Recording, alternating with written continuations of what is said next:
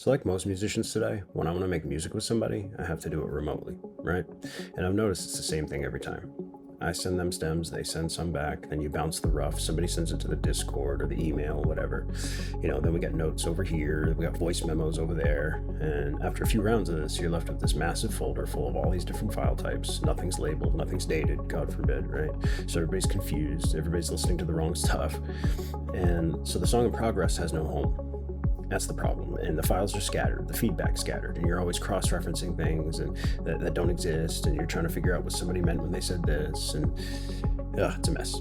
So I built Take, and Take is a REAPER script. The project is the container. Every stem, every rough mix, every version of every rough mix, every comment, every voice memo, all attached to one shared object that people can see. Not a folder in Drive, not a thread in Discord, a project.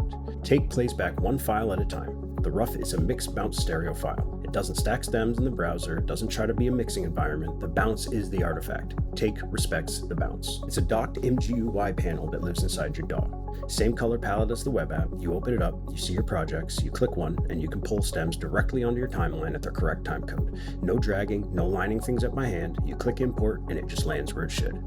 You can also push back, select a track, push it as a stem, or bounce your whole mix and push it as the new rough. Your collaborator gets notified, they open the web app, they hear what you sent, they don't need REAPER, they don't need anything except a browser. The friction between I got the notification and I'm working on it drops from 10 minutes to 10 seconds. Take is where the song lives between sessions. That's it.